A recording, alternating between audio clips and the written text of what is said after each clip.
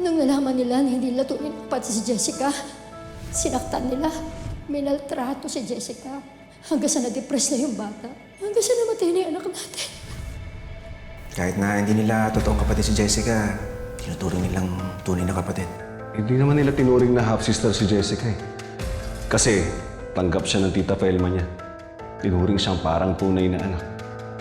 Dumating sa buhay namin si Joel at si Jessica. Lalo na si Jessica. Mahal na mahal ko yung bata nun. Sa amin may sisisi ang pagkamatay niya. Nangyari yun dahil sa'yo. Dahil sa kagagawan mo.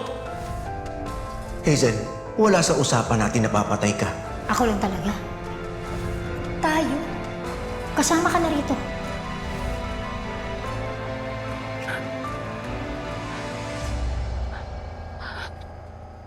Jojo. Jojo.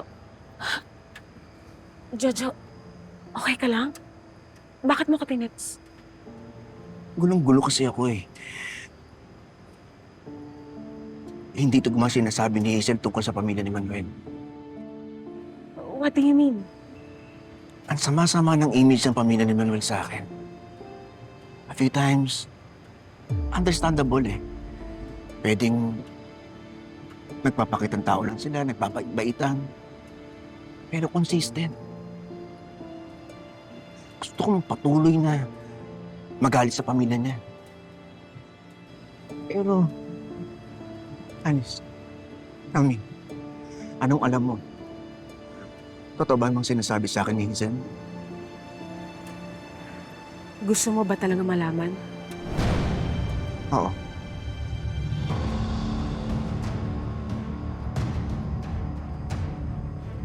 Subukan mong ilaglag ako. Kilalang kilala mo na siguro ako, di ba? Alam mo na yung pwede kong gawin. Kahit sino pa yan. Hi, Alice. Ano pinag-uusapan niya ni Jojo? Share naman dyan. At bigla ka naging speechless.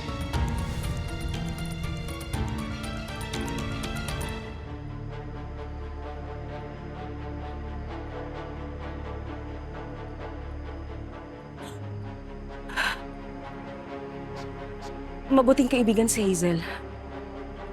Ang tinatanong ko, kung anong alam mo. Alice, meron kang hindi sinasabi sa akin. Ano ka ba? Bakit naman kasi tinatanong mo ako ng kung ano-ano? Kayo ang mag-usap ni Hazel. Baka mamaya, kung ano pa yung masabi ko.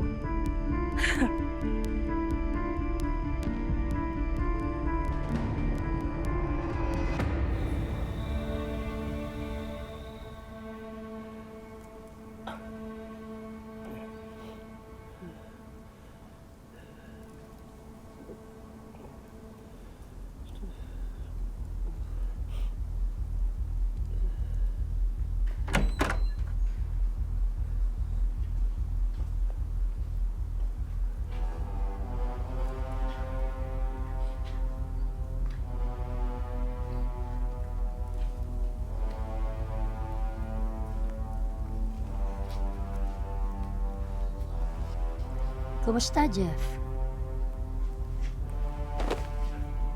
Kaya pa? Hazel, sabi na gano'y pakana nito eh. Aww. Attached naman ako. Kilalang kilala mo na talaga ako, no? Alam mo na ako yung special guest mo. Alam mo, pakawalan niyo ako dito.